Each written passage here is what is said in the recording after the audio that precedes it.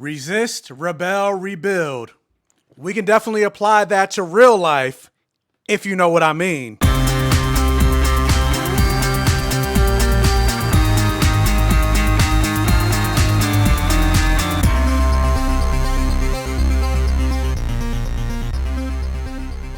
And welcome to my Safe Gayven, everybody. Thank you guys so much for clicking on another video and joining me here on the Black Gay Comic Geek channel.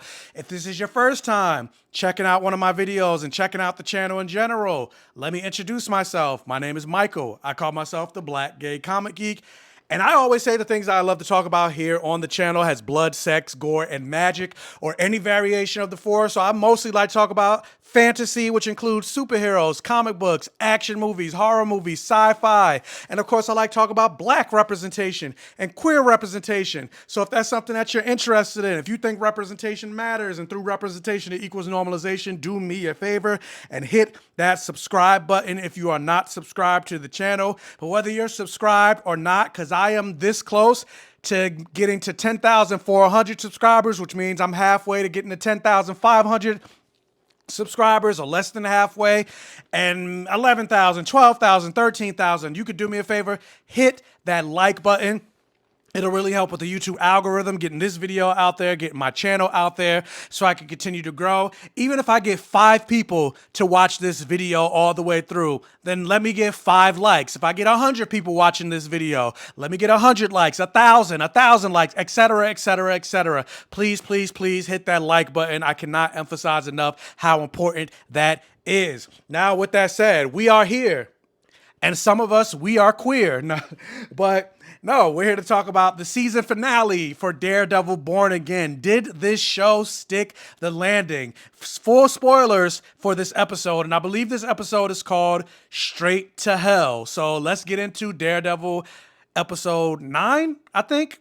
Yeah, no, episode 9, the season finale. So just like I said in my last video about the last couple episodes of Daredevil, I feel like as singular episodes, these episodes are really good.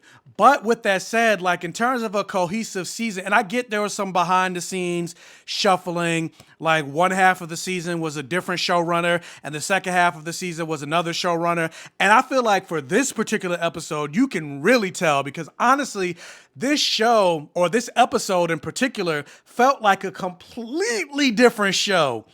And even in just the tone and the level of gore that was in this episode. Yes, there was gore in the previous episode, but I felt like this episode dialed it up to an 11. And not that I have a problem with it. Like I said, the things I love on my fantasy and the shows that I watch has blood, sex, gore. Like I literally have a tattoo that says blood, sex, gore, and magic. So I'm here for the gore, but I mean in terms of the consistency of the show in and of itself, like when Kingpin took his hands and smushed Commissioner Gallows' head, I was like, is this The Walking Dead? Like, what is happening? Also, I was like, granted, I don't know humans. I've never tried to, but I was like, I don't think a human is strong enough to smash somebody's head in like that. And Kingpin is not a superhuman. So I was just like, how did that? But you know, suspend your disbelief. It's a comic book show. And Kingpin, he's strong in the comics, but they never really showed him be that strong in the MCU version. He's basically a human. But I guess this is their way of showing that, because I was just like, oh, but then even there's just the fact that they showed it. Again, I was just like, this is a completely different show. Or when the Punisher was taking out the cops and everything like that. Like, granted, it felt more superhero-y in that aspect, like, you know, and I'm glad they actually showed the Punisher taking out these corrupt cops. But I do wish that, and honestly, it kind of frightened me a little bit, especially as a black gay person in America, when you saw all those cops standing there with the Punisher logo, especially considering that you have cops in the real life wearing the Punisher logo, and even the creator of the Punisher had to come out and be like, no, the Punisher would not be for these cops. Kind of like what happened in this episode where the cops were like, we admire you, we look up to you.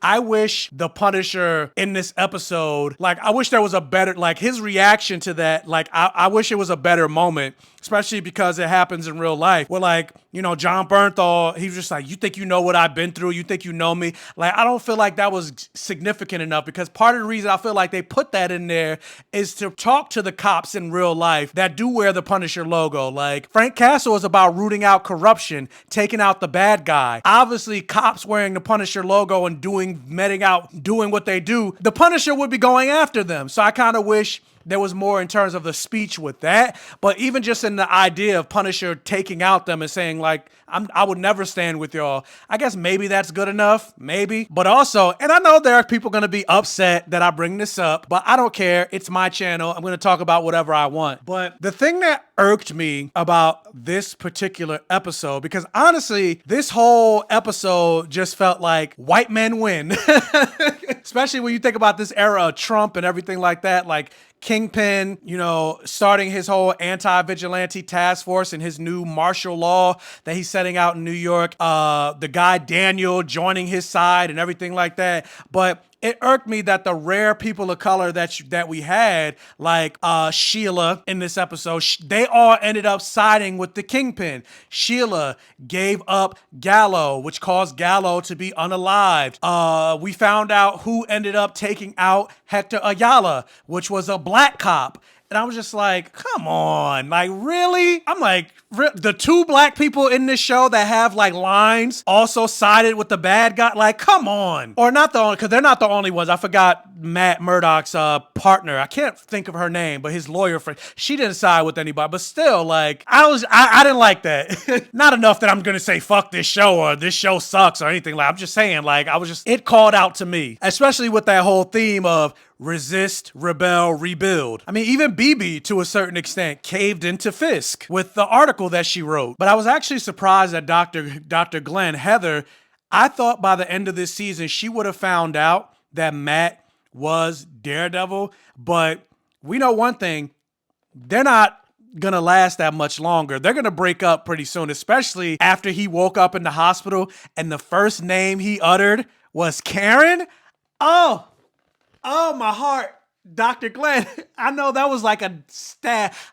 I know she probably felt like she got shot in that moment, because, damn, the first person he thought to call for was Karen after waking up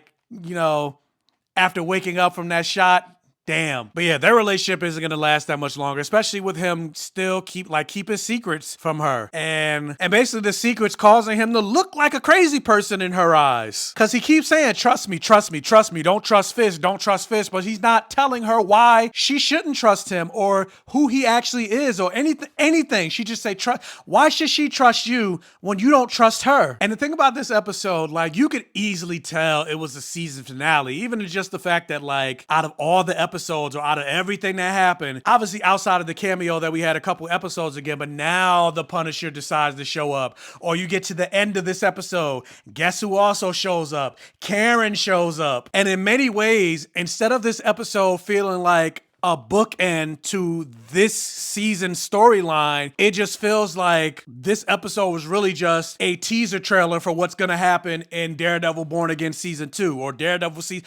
Even if I don't know what they're going to call next season. Are they going to call it Born Again Season 2 or just Daredevil Devil's Reign? Because basically what's happening, or what happened in this particular episode, is what happened in the comics in the comic book run called Devil's Reign. And that's what I'm going to get into my big criticism with regards to this episode. And in terms of like a behind the scenes standpoint and how it like takes away my immersion, because like you have the Kingpin, who is the mayor of New York, and he's declaring martial law in New York and banning all vigilantes, but yet there are no vigilantes in this show. They reference Spider-Man in this episode, not in this episode, but they reference Spider-Man in like episode 2 or whatever. Spider-Man is one of the biggest heroes in New York, yet no Spider-Man in this episode. Hawkeye took place in New York. No Kate Bishop and Clint Barton. Luke Cage, Iron Fist, Daredevil. Granted, I know those characters haven't shown up yet in the Netflix version, and we did see set photos that Jessica Jones is going to show up in Daredevil season 2, so they're teasing that they're gonna bring back the Defenders, but just still, for the purpose of this season, it just feels pretty hollow. Even just like using Bullseye as an example of like him pushing anti-vigilante sentiments, it's just like it doesn't feel as grand as they're making it appear. Like in the Devil's Reign storyline, you had Iron Man, Spider-Man, Luke Cage, Jessica Jones, the Fantastic Four, Elektra, who also was Daredevil at the time, Miles Morales, the X-Men even were referenced, like all of the heroes of New York. Like it felt like he was actually going after all the like it felt more grander as opposed to this. You really Daredevil and the Punisher, and then they locked up Swordsman, who we never even actually seen as a vigilante. And granted, a lot of those characters don't exist in the MCU. Like I mentioned, Miles Morales or the X-Men or Luke Cage. Technically, they don't exist yet. But again, Spider-Man is the biggest character that is operating in New York. All the stuff that's happening in New York right now, the bombing, the martial law, where is he? And I get it. Sony owns Spider-Man, not Marvel. So they can't really have him show up and plus it's a TV show. Like, are they going to have Tom Holland? But I feel like that's the disconnect and the problem from a logistics standpoint that Marvel has from their MCU TV show division versus movie division. It's like when you do things like that, even Moon Knight, isn't Moon Knight in New York? No, I don't think Moon Knight is in New York. At least in the MCU. In the comics, he's in New York. But even like Doctor Strange, the Sanctum Sanctorum is in New York. Doctor Strange operates in New York. And because of the Devil's Reign storyline in the comics, it eventually leads to Luke Cage running for and beating Kingpin and becoming the new mayor of New York City. But yeah, I don't know. That's just me. Like for me, it just feels like a glaring issue that this storyline is happening, but yet where are the vigilantes? What vigilantes you got? I feel like a storyline like this, they should have waited until they established more superheroes in like, for example, like I mentioned, they showed that Jessica Jones is going to show up in the next season. They should have had those characters established for like Jessica Jones. Are they going to bring back Luke Cage? Are they going to bring back Iron Fist and other characters? Like they establish a swordsman character. Blade also takes place in New York. Granted, I don't know what's going to happen with the MCU's version of Blade, but establish more heroes and superheroes and vigilantes in New York, and then do a storyline like this, and then have a huge Defenders-like crossover where it could be like the Devil's Reign comic book storyline, where you actually, because he said there was one moment where he's like, we need an army, and then you cut to the army that he's building at Josie's, and there's like 4 people there, and they're like, and none of them are superheroes, and you're just like, yeah, cool army, bro. Even like Claire, Rosario Dawson's character, like, yes, I get it, and I'm not talking about real world. I get Rosario Dawson is now Ahsoka Tano, and she's busy over in the Star Wars universe, but I'm talking about within the universe of Daredevil. But yeah, overall, like I said, as a standalone episode, as an individual episode, I thought the episode was good, but just in terms of the crafting and storyline angle of it, there's just a lot of glaring issues that I just overall noticed and immediately registered, and it almost kind of took my immersion of it out of it. But it was still a good episode. I still can't wait for the next season of Daredevil.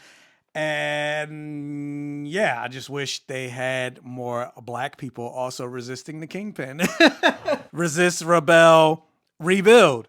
But anyway, what are your thoughts on this season finale of Daredevil? Let me know all your thoughts in the comment section below. Again, like, share, comment, interact for the all gay rhythm.